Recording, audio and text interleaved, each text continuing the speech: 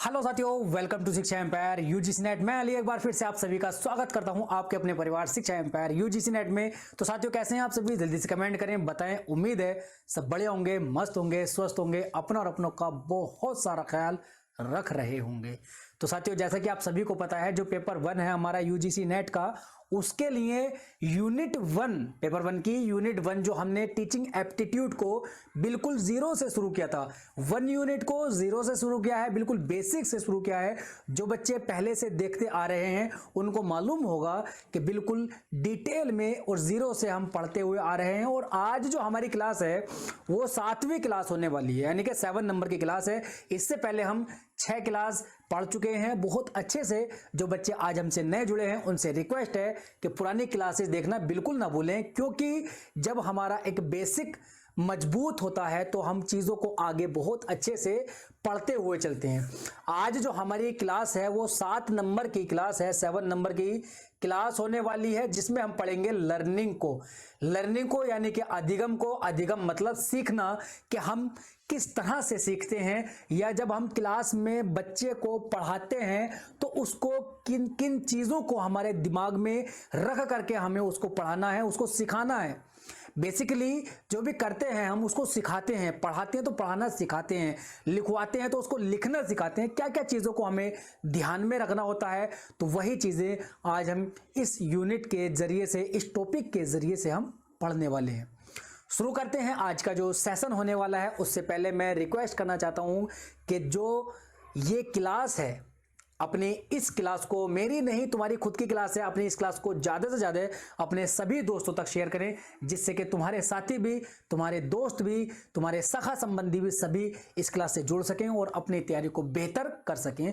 तो शुरू करते हैं आज का जो सेशन है, बड़ा ही मज़ेदार, धमाकेदार, शानदार होने वाला है।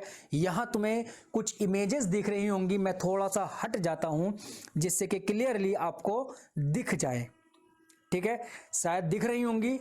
तो यहां कुछ इमेजें हैं जो हमें इंडिकेट कर रहे हैं कि लर्निंग क्या है। ठीक है, लर्निंग क्या है। इन अगर तुम इमेजेस को, पिक्चर्स को अगर थोड़े से ध्यानपूर्वक तसल्ली से देखोगे तो तुम्हें समझ में आएगा कि लर्निंग क्या है। बाकी हम डिफाइन तो करेंगे ही और सीखेंगे आगे। तो यहां देखो, चीजों को, दिमाग को खोल करके जब चीजों को भरा जाता है उसके अंदर एक एक चीज ठोस के बढ़ती है ना, तो वही चीज होती है लर्निंग। और यहां पर सबसे लास्ट पिक में दिख रहा होगा कि जो एक क्लास में हम खड़े होकर के क्या क्या, किस किस तरह से सिखाते हैं, वो सब कुछ आज हम इस क्लास में डिस्कस करेंगे। उससे पहले तुम्हें कुछ काम करने हैं। पहला काम तो ये करना है, जो तुम्हारा परिवार है शिक्षा एम्पायर यूजीसी नेट का यूट्यूब वाला, उसको आपको सब्सक्राइब करना है। ठीक, सब्सक्राइब करना है। फिर उसके बाद में दूसरा काम करना है, लाइक करना है और शेयर करना है सभी दोस्तों को। तीसरा काम जो कि बहुत इंपॉर्टेंट है तुम्हारे लिए, तुम्हारा फायदा है उसमें, जो टेलीग्राम ग्रुप है शिक्षा एम्पायर का, शिक्षा एम्पायर टाइप करना है, यूजीसी नेट नहीं लगाना, सिर्फ शिक्षा एम्पायर। तो उसमें तुम्हारा क्या फायदा होगा, वहां तुमको इंफॉर्मेशंस मिलेंगी, पीडीएफ मिलेंगी, ठीक है, क्लास के लिंक मिलेंगे, जो तुम्हारे डाउट हो उनको वहां पूछ सकते हो। ठीक है, तो यहां तक बात हो गई है। आज हम जो शुरू करेंगे अपना बेसिक चीज यहां से शुरू करेंगे, बिल्कुल जो हमारा टॉपिक होने वाला है अधिगम का। क्या है अधिगम? यानी कि लर्निंग। ठीक, लर्निंग के बारे में थोड़ी सी बेसिक जानकारी लेते हैं यहां से इस स्लाइड पर। ठीक है, उसके बाद में हम चलेंगे इसके आगे, फीचर्स क्या होते हैं, विशेषताएं क्या क्या होती हैं, सब कुछ बारे में डिस्कस करेंगे। ठीक है, तो शुरू करें फिर। तैयार हो बढ़िया से अधिगम को यानी कि लर्निंग को पढ़ने के लिए? बोलो, एनर्जी है? यस, लिख दो जल्दी से कमेंट में। तो आज जो हम शुरू करेंगे लर्निंग को, असल में लर्निंग क्या है? लर्निंग एक प्रक्रिया है, एक प्रोसेस है, एक प्रोसेस है जिसके द्वारा या जिसके अंतर्गत या जिसके अंडर हम क्या करते हैं, न्यू अंडरस्टैंडिंग को, यानी कि नई समझ को, जो हमारी नॉलेज है या ज्ञान को या बिहेवियर को, जब व्यवहार होता है, और स्किल्स को, वैल्यूज को, एंड परफॉर्मेंसेस को और प्रेफरेंसेस को, इन सभी को एक्वायर किया जाता है, यानी कि अर्जित किया जाता है या ग्रहण किया जाता है।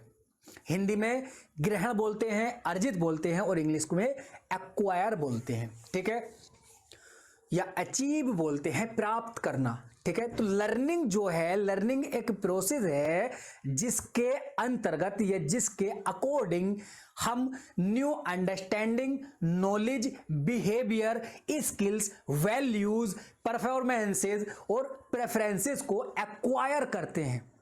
ठीक है, हिंदी और इंग्लिश दोनों में मिक्स करके पढ़ाऊंगा और पढ़ाता आ रहा हूं। कुछ बच्चों के मैसेज भी थे कि सर आप पूरा इंग्लिश हिंदी में नहीं पढ़ाते हैं। देखो एक चीज ध्यान रखना, अभी यहां तुम हिंदी में पढ़ लोगे, ठीक है, लेकिन जब तुम आगे जाओगे, ठीक है, जब तुम प्रोफेसर बन जाओगे, मान लो हमने मान लिया कि हिंदी ही सब्जेक्ट तुम्हारा मेन है और हिंदी के ही तुम प्रोफेसर बनने वाले हो, लेकिन इतनी इंग्लिश आनी जरूरी है। मैं प्योर हिंदी भी नहीं पढ़ा रहा, प्योर इंग्लिश भी नहीं पढ़ा रहा, जो हमारी नॉर्मल बोलने की भाषा, बोलने का जो टोन होती है, बोलने की जो प्रक्रिया प्रोसेस होता है, जो हमारी असल बोलचाल वाली भाषा होती है, जिसमें हम घर में अपने दोस्तों में, फ्रेंड सर्कल में जो हम वार्तालाप करते हैं, जो कम्युनिकेट करते हैं, कुछ इंग्लिश को बोलते हैं, कुछ हिंदी को बोलते हैं मिक्स करके, तो वही चीज मैं यहां पर तुम्हारे सामने रख रहा हूं, जिससे कि हम हर चीज को, देखो प्योर हिंदी भी अगर मैं यहां बोलने लगा ना, चाहे तुम्हारा हिंदी का ही सब्जेक्ट हो, मेरा खुद भी जो मेन सब्जेक्ट है वो हिंदी ही है, जो पेपर 2 है वो मेरा भी हिंदी ही है, लेकिन मैं भी पूरी तरह से उस हिंदी को नहीं समझ सकता जो कि हमारी पेपर 1 में ट्रांसलेट होकर के हमारे सामने आती है। तो इसलिए मैं हमेशा जो फोकस करता हूं वो हिंदी और इंग्लिश दोनों पर करता हूं, प्योर इंग्लिश भी नहीं, प्योर हिंदी भी नहीं।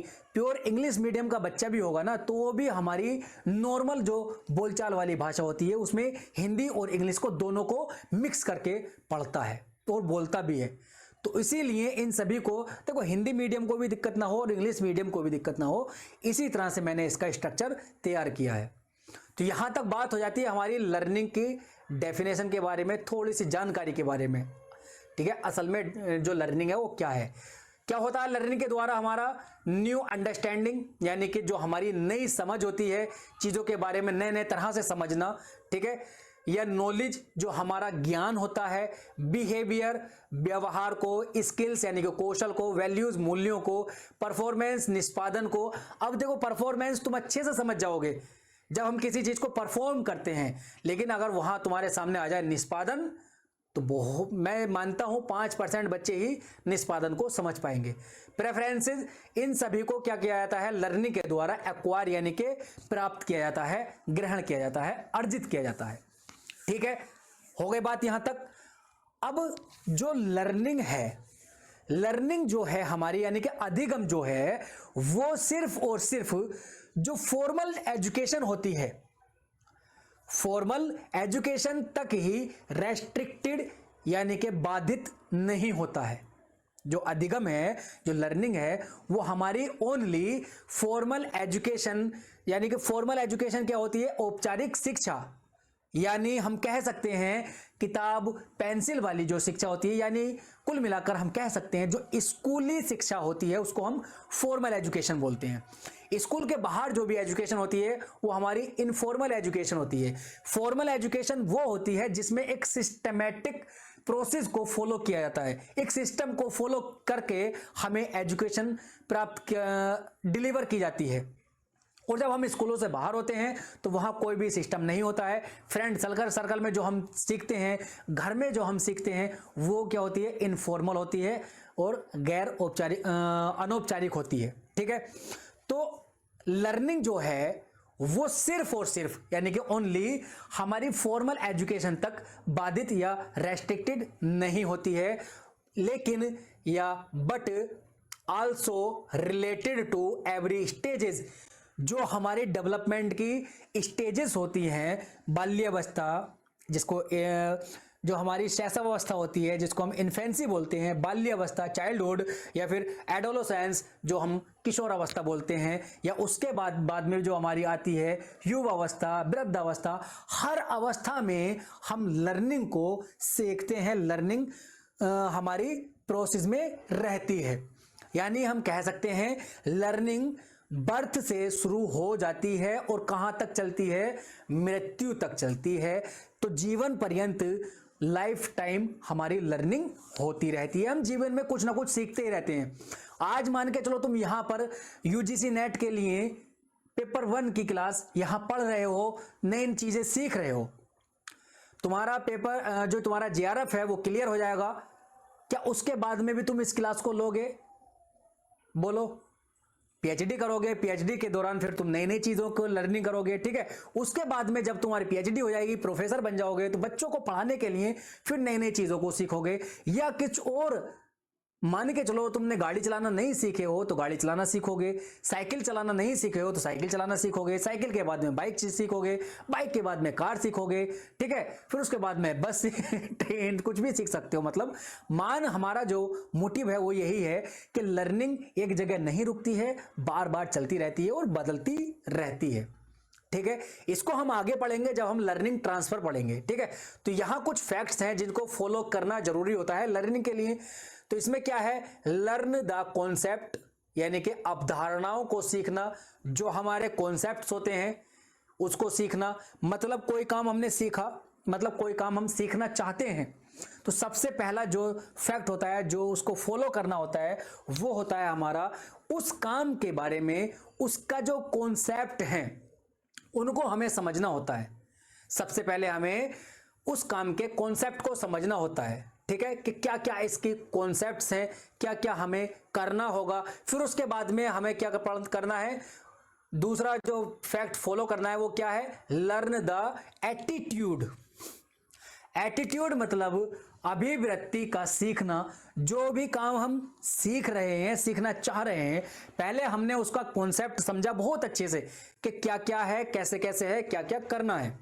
फिर उस कॉन्सेप्ट को, उस काम को अपने एटीट्यूड में समाना। अगर हम कुछ काम कर रहे हैं तो वो हमारे एटीट्यूड में दिखना चाहिए, ठीक है। हमें उसको अपने एटीट्यूड में लाना पड़ेगा। तो उसके बाद में फिर आता है लर्न द वैल्यू, यानी कि उसकी जो वैल्यूज हैं, उस काम की क्या वैल्यू है, क्या मूल्य हैं, उनको मूल्यों को सीखना। तो ये 3 पॉइंट, 3 फैक्ट को पढ़ने के बाद, 3 फैक्ट को फॉलो करने के बाद ही हमारी लर्निंग कंप्लीट होती है। इसके बाद में हम जब इन तीनों फैक्ट्स को, तीनों स्टेप्स को फॉलो कर लेते हैं, उसके बाद हमारे बिहेवियर में परमानेंट चेंज आते हैं। और बिहेवियर के अंदर परमानेंट चेंज को ही लर्निंग कहते हैं। Learning is the permanent change in behaviour. जो स्थायी परिवर्तन हमारे व्यवहार में होता है।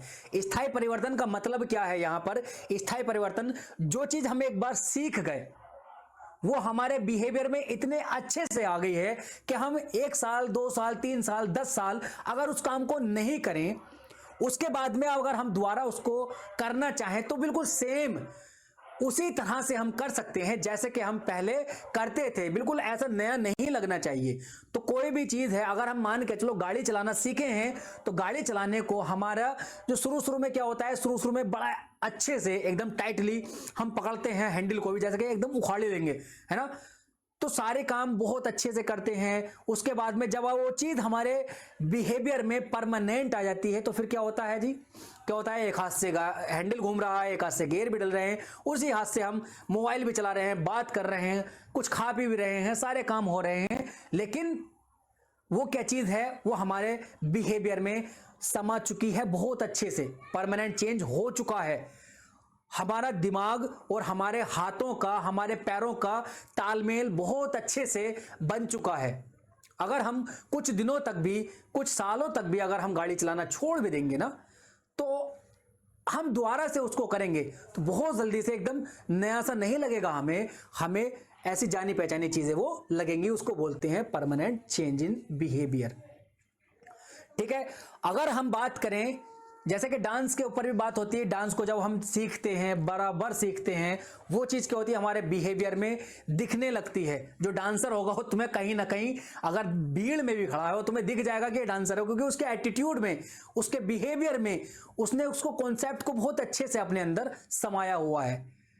अगर कोई गाना है ट्रेंड में चल रहा है, ठीक है, कोई गाना है ट्रेंड में चल रहा है, तो उस गाने को स्टेप बाय स्टेप तुम उसको अपने अच्छे से उसको फॉलो करते हो, हर एक स्टेप को फॉलो करके उस गाने पे परफॉर्मेंस करना अच्छे लगो। उस गाने पे अच्छे से परफॉर्मेंस अगर करने लगो तो देखो अधिगम तो लगभग हो रहा है, वहां पर भी सीख तुम रहे हो, लेकिन उसको क्या कहेंगे, परमानेंट चेंज इन बिहेवियर नहीं कहेंगे। क्यों नहीं कहेंगे?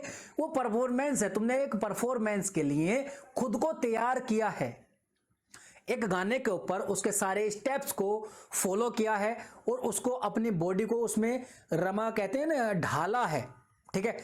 तो उसको तुम परफॉर्मेंस के लिए खुद को तैयार किया है। अधिगम या लर्निंग उसको प्रॉपर तरीके से नहीं कहेंगे, क्योंकि परमानेंट चेंज नहीं होता है। सिर्फ उसी गाने पर तुम डांस कर सकते हो, बाकी अदर दूसरे गाने पर डांस नहीं कर सकते। क्यों नहीं कर सकते? क्योंकि तुमने अपनी बॉडी को उस गाने के अकॉर्डिंग ढाला है, ठीक है। तो यहां लर्निंग की बेसिक जानकारी हो गई है, ठीक है। फर्स्ट स्लाइड के ऊपर किसी को कोई कंफ्यूजन हो तो कमेंट करके जरूर बताओ जरा, ठीक है, जरूर बताओ जल्दी। और यहां से हम इसकी डेफिनेशन देखेंगे, कुछ डेफिनेशंस आती हैं। मेन डेफिनेशन इसकी यही है कि परमानेंट चेंज इन बिहेवियर में या व्यवहार में स्थायी परिवर्तन ही हमारा अधिगम होता है। स्किनर साहब क्या कहते हैं? यहां पर स्किनर है, ठीक है, एक विद्वान है, साइकोलॉजिस्ट हैं। वो क्या कहते हैं? वो कहते हैं कि व्यवहार के अर्जन में उन्नति की प्रक्रिया ही अधिगम है। Learning is the process of progress in acquisition of behaviour, ठीक है। यहां देखो पूरी डेफिनेशन याद तो खैर बहुत कम रहती है, क्योंकि बहुत सारी पढ़नी होती है हमें। 3 में मोस्ट इंपोर्टेंट लेकर आया हूं, जो बड़े बड़े नाम है हमारे इसमें। तो यहां तुम्हें क्या करना होगा, जो एक की पॉइंट्स होते हैं ना, जैसे कि अर्जन, व्यवहार में अर्जन की उन्नति या प्रोग्रेस, ठीक है। तो इसमें जैसे कि वुडवर्थ है, वुडवर्थ क्या कहते हैं? नवीन ज्ञान व अभ्यास को प्राप्त करने की प्रक्रिया ही अधिगम होती है। New knowledge, acquiring new knowledge and practice. तो यहां कुछ जो की पॉइंट्स होते हैं उनको याद करना, ठीक है। और जैसा कि गिलफोर्ड है, गिलफोर्ड बहुत आसान कहते हैं कि अनुभव के कारण व्यवहार में परिवर्तन, learning is the change in behaviour due to experience. Experience के अकॉर्डिंग जब हम बार बार एक्सपीरियंस किसी चीज को प्रैक्टिस में लाते हैं, बार बार अनुभव में लाते हैं, तो उसमें हमारा जो बिहेवियर में चेंज होता है वो लर्निंग होती है, ठीक है। और भी कुछ कुछ डेफिनेशंस बहुत सारी आती हैं, ये मत समझना कि ये 3 ही है, मैं सिर्फ 3 इंपॉर्टेंट को लेकर आया हूं। अगर तुम्हारे अंदर ख्वाहिश हो और ज़्यादा करने की तो लर्निंग डेफिनेशंस गूगल पर डाल करके पढ़ लेना। वैसे तो बहुत कम पूछे, डेफिनेशन नहीं पूछी जाती हैं, ठीक है। अगर तुम जाओगे सीटेट में या फिर यूपीटेट में, इन एग्जाम्स में जाओगे जिनमें सीडीपी बहुत ज़्यादा क्रेज रहता है, सीडीपी का तो बहुत ज़्यादा वेटेज रहता है, तो उनमें बहुत सारी डेफिनेशन आती हैं। थॉर्नडाइक हुए, ठीक है, गिलफोर्ड यहाँ हो गए, उसके बाद में क्रो एंड क्रो आते हैं, गेट्स एंड अन्नी आती हैं, बहुत सारे नाम आते हैं, ठीक है। तो वहाँ जाकर तुम देख सकते हो अगर तुम्हें सीटेट वगैरह देना है तो, ठीक है। तो यहाँ के बाद में हम चलते हैं इसकी जो लर्निंग के कुछ कैरेक्टरिस्टिक्स होते हैं। क्लास कैसी लग रही है कमेंट करके जरूर बताओ, और लाइक शेयर सब्सक्राइब। देखो देख तो बहुत सारे बच्चे रहे हैं, देखने को देखते भी हैं, ठीक है, लेकिन लाइक बहुत कम रहते हैं। तो इसका मतलब क्या है? या तो हम मेहनत नहीं कर रहे हैं, हम मेहनत कर भी रहे हैं तो तुम्हें समझ में कम आ रहा है ना, या कुछ और बात भी हो सकती है। तो इसलिए जल्द से जल्द अपने सभी दोस्तों तक इस क्लास को शेयर करो, लाइक भी करो, ठीक है। चैनल से जुड़ना ना भूलें, चैनल क्या अपना आपका परिवार है, शिक्षा एम्पायर आपका अपना परिवार है। तो कैरेक्टरिस्टिक्स देखते हैं, विशेषताएं क्या हैं। एनर्जी भरो जल्दी से, एनर्जी बढ़ाओ, एनर्जी लेवल हाई होना चाहिए एकदम से, ठीक है। तो इसमें विशेषताएं क्या हैं? विशेषताएं में जो हम देखते हैं, देखो सबसे पहली चीज जो आती है हमारे पास, लर्निंग क्या है? लर्निंग एमफुल होती है। एमफुल मतलब उद्देश्यपूर्ण होती है। कुछ भी काम अगर हम सीख रहे हैं तो उसका कुछ ना कुछ उद्देश्य होता है, ठीक है, कुछ ना कुछ उसका उद्देश्य होता है। यहां इस क्लास को तुम सीख रहे हो, तुम्हें क्या करना है, तुम्हें जेआरएफ पास करना है। तो एक उद्देश्य हो गया, ठीक है। अब एक उद्देश्य फुलफिल होने के बाद में यहां देखो दूसरा पॉइंट आता है, learning is a organisation of experiences. ये क्या है, जो लर्निंग है, जो अधिगम है, वो बहुत सारे अनुभवों का एक क्या है, ऑर्गेनाइजेशन है, क्या है, संगठन है, ठीक है। बहुत सारे अनुभवों का संगठन होती है, ठीक है। बहुत सारे एक्सपीरियंसेस को जोड़ करके एक संगठन बनाया जाता है, उसके बाद में हमारी लर्निंग होती है। और तीसरा पॉइंट है, गोल को फुलफिल करने में हेल्प करती है। जो हमारा गोल है, जिस गोल के लिए हम पढ़ रहे हैं, जिस गोल के लिए हम सीख रहे हैं, उस गोल को पूरा करने में हमारी लर्निंग मदद करती है, ठीक है। हमारा गोल है कि हम ट्रेन ड्राइवर बन जाएं, पायलट बन जाएं। तो वो गोल को पूरा करने के लिए हमारा एक उद्देश्य हो गया ना, उस उद्देश्य को पूरा करने के लिए हमें सीखना पड़ेगा। या सोच करके हमने गोल बना लिया और बैठ गए घर पे, हाँ जी बस हमारा गोल है कि हम पायलट बनेंगे जी, हम ट्रेन ड्राइवर बनेंगे, हम बस चलाएंगे, बड़ी बड़ी गाड़ी चलाएंगे, जहाज चलाएंगे। तो क्या घर बैठे बैठे हो जाओगे? नहीं, उसके लिए तुम्हें क्या करना पड़ेगा, प्रैक्टिस करनी पड़ेगी, बार बार उसको सीखना पड़ेगा। उसकी कॉन्सेप्ट को, जो उसके कॉन्सेप्ट्स हैं उनको क्या करना पड़ेगा, लर्न करना पड़ेगा, उसके कॉन्सेप्ट्स को लर्न करना पड़ेगा, उसके एटीट्यूड को लर्न करना पड़ेगा, उसकी वैल्यूज को लर्न करना पड़ेगा। तब जाके तुम्हारा परमानेंट चेंज होगा, तब जाकर तुम हवाई जहाज उड़ा पाओगे। ऐसे नहीं घर बैठे बैठे बस लेटे लेटे सोच रहे हैं हम, ठीक है। तो गोल को फुलफिल करने में हेल्प करती है लर्निंग। उसके बाद क्या है, देखो विशेषताओं को बहुत अच्छे से याद कर लेना है, क्योंकि क्वेश्चन जो आप पूछे आ रहे हैं ना, विशेषताओं से पूछे आते हैं, ठीक है। जो बच्चे पुराने देते आ रहे हैं पेपर, उनको बहुत अच्छे से पता होगा। लर्निंग एंड डेवलपमेंट एक दूसरे के पर्याय होते हैं, यानी कि सिनोनिम तो होते हैं, अलग अलग होते हैं, ठीक है। पर्याय एक दूसरे का पर्याय नहीं होते हैं, ठीक है। एक दूसरे के पर्यायवाची नहीं होते हैं, अलग अलग होते हैं, क्योंकि दोनों की जो डेफिनेशन वो एक भी होती है। देखो लर्निंग क्या होती है, लर्निंग हमारी जन्म के साथ में शुरू होती है और मृत्यु तक चलती है। लेकिन डेवलपमेंट हमारा जन्म से पहले ही शुरू हो जाता है। जब बच्चा मां के गर्भ में होता है ना, तो वो जो 9 महीने वो गर्भ में रहता है मां के, तो वो 9 महीने का जो समय है वो भी डेवलपमेंट में काउंट होता है। अगर तुमसे बात की जाए कि सबसे तेज अवस्था, कि सबसे तीव्र अवस्था कौन सी है विकास की सबसे तीव्र अवस्था कौन सी है, तो क्या कहोगे, कौन सी, गर्भ अवस्था, प्री नेटल स्टेज। क्योंकि जब गर्भ अवस्था में बच्चा होता है, सबसे तीव्र अवस्था में सबसे तेज उसमें विकास होता है।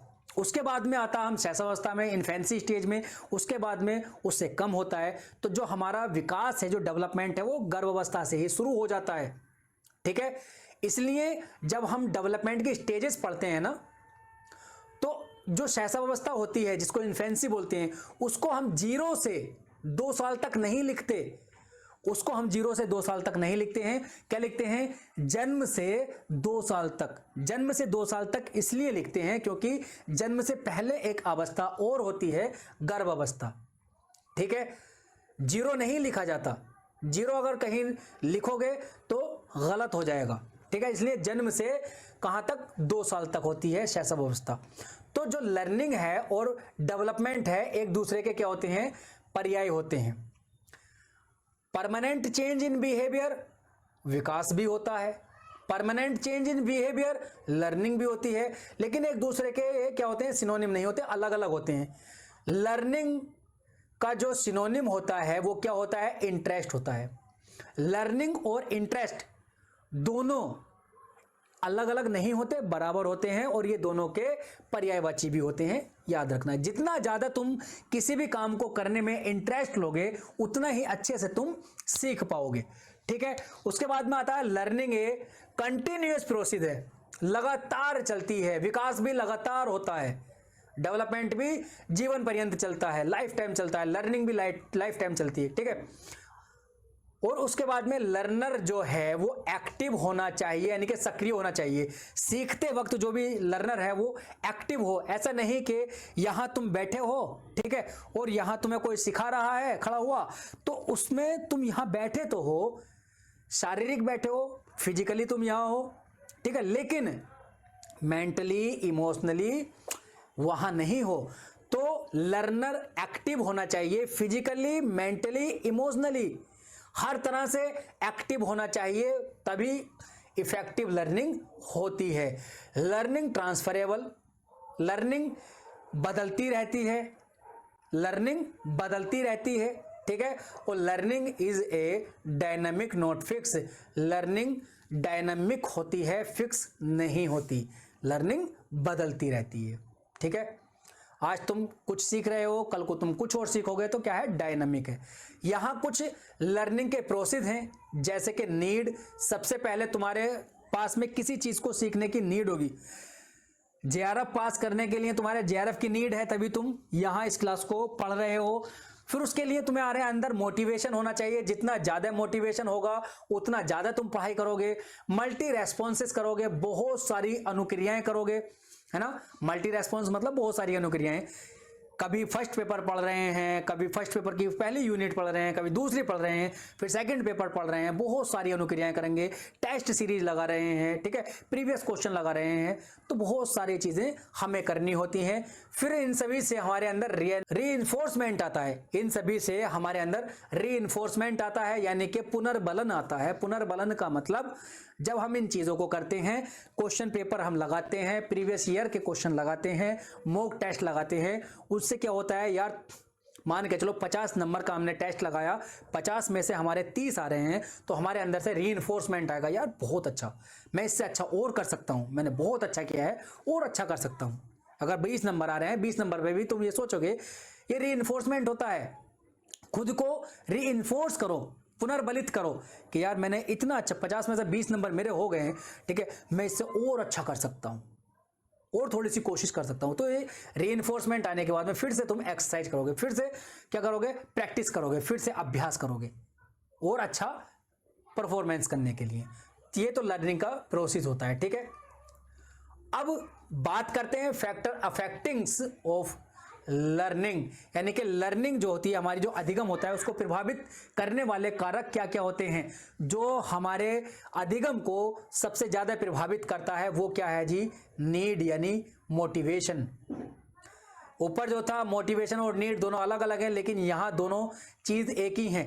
नीड जितनी ज्यादा होगी उतनी ही ज्यादा तुम्हारा मोटिवेशन होगा, मोटिवेशन के बाद में हमारी विल पावर होगी, विल पावर के बाद इच्छा शक्ति जिसको बोलते हैं, मैच्योरिटी, जितना तुम परिपक्व होगे वो भी तुम्हारी अधिगम को इफेक्ट करती है। परिपक्वता जितनी ज़्यादा बढ़ती रहेगी, लर्निंग में तुम्हारा जो इफेक्टिविटी है वो बढ़ती रहेगी।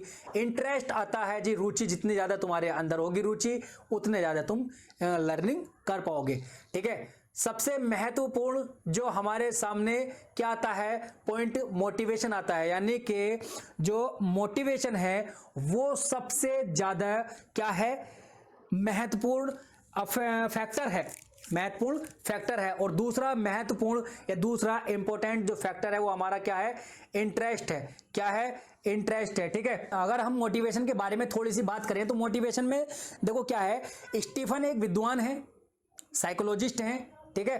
तो वो क्या कहते हैं कि शिक्षक के ऊपर, शिक्षक के यानी कि टीचर के हाथ में सबसे महत्वपूर्ण हथियार जो होता है, शिक्षक के हाथ में यानी कि टीचर के हाथ में सबसे महत्वपूर्ण जो हथियार होता है वो मोटिवेशन होता है। शिक्षक जितना ज्यादा क्लास को मोटिवेट कर देगा तो बच्चे वहां पर उतनी ही ज्यादा एक्टिव होने लगेंगे, ठीक है। तो यहां हमारे पास में लर्निंग प्रोसेस आ गया है, फैक्टर अफेक्टिंग्स आ गए हैं, ठीक है। उसके बाद में तुम्हें क्या करना है, वही चीज जो कि यूट्यूब चैनल है, यूट्यूब परिवार है, उसको सब्सक्राइब करना है। दूसरा काम लाइक शेयर करना है। तीसरा काम जो टेलीग्राम ग्रुप है उसको ज्वाइन करना है, शिक्षा एम्पायर के नाम से। वो तुम्हारे फायदे की चीज है, वहां तुम डाउट्स पूछ सकते हो, ठीक है। क्लास के लिंक तुम्हें वहां मिल सकते हैं और पीडीएफ तुम्हें वहां मिलती हैं। तो जाएं, जा करके वहां भी अपने ग्रुप को, जो अपना परिवार है, उसको ज्वाइन करें, ठीक है। तो आज हमने जो क्या क्या सीखा है, आज हमने सीखा है, और सीखने से पहले यहां तक आने के लिए आपको क्लास पूरी देखने के लिए तहे दिल से धन्यवाद है। इसी तरह से ईमानदारी से पूरी क्लासों को अटेंड करते रहना है और वादा मैं तुमसे ये करता हूं कि तुम्हारा पेपर 1 में बिल्कुल भी कोई कंफ्यूजन कोई नहीं छोड़ने वाला। और जो हमारा यूजीसी नेट जो आने वाला है 2024 का जून में, उसमें हमें धमाका करना है, क्योंकि न्यू ईयर धमाका जो बैच हमने लॉन्च किया था वो इसी के तौर पर किया था, इसी को सोच में रखते हुए किया था कि जून में हमें धमाकेदार एंट्री करनी है और धमाका हमें करना है। तो धन्यवाद यहाँ तक आने के लिए। क्लास कैसी लगी कमेंट करके जरूर बताएं। लर्निंग को आज हमने जाना है, लर्निंग के क्या बेसिक्स होते हैं। इसके बाद में अगली क्लास में हम जो लर्निंग ट्रांसफरेबल होती है उसको पढ़ेंगे। लर्निंग ट्रांसफर पढ़ेंगे, ट्रांसफर ऑफ लर्निंग पढ़ेंगे, कैसे कैसे लर्निंग का ट्रांसफर होता है। फिर उसके बाद में लर्निंग डिसेबिलिटीज पढ़ेंगे कि लर्निंग करते वक्त हमारे अंदर क्या क्या दिक्कतें आती हैं, क्या क्या निर्योग्यताएं होती हैं, उनको पढ़ेंगे। उसके बाद में लर्निंग की कुछ थ्योरीज हैं उनको पढ़ेंगे, और जो कुछ मोस्ट इंपॉर्टेंट और टॉपिक होंगे, 1-2 बचेंगे इस यूनिट के, उसको कंप्लीट करके फिर हम अपनी नई यूनिट पर चलेंगे। कमेंट कर देना कौन सी यूनिट नेक्स्ट पढ़ाई जाए, ठीक है। तो अपने चैनल को, अपने परिवार को ज़्यादा से ज़्यादा अपने सभी दोस्तों तक शेयर करें, उनके साथ साझा करें और अपने परिवार का उनको भी हिस्सा बनाएं। जो नए बच्चे हैं उनसे रिक्वेस्ट है पुरानी क्लासें देखना बिल्कुल ना भूलें, और चैनल को सब्सक्राइब करके घंटी भी दबा लें, जिससे कि सारी नोटिफिकेशन तुम्हारे पास तक पहुंचते रहें। मिलते हैं अगले सेशन में, तब तक के लिए हंसते रहें, मुस्कुराते रहें, अपनों और अपनों का बहुत सारा ख्याल रखें। धन्यवाद, टेक केयर, बाय, जय हिंद।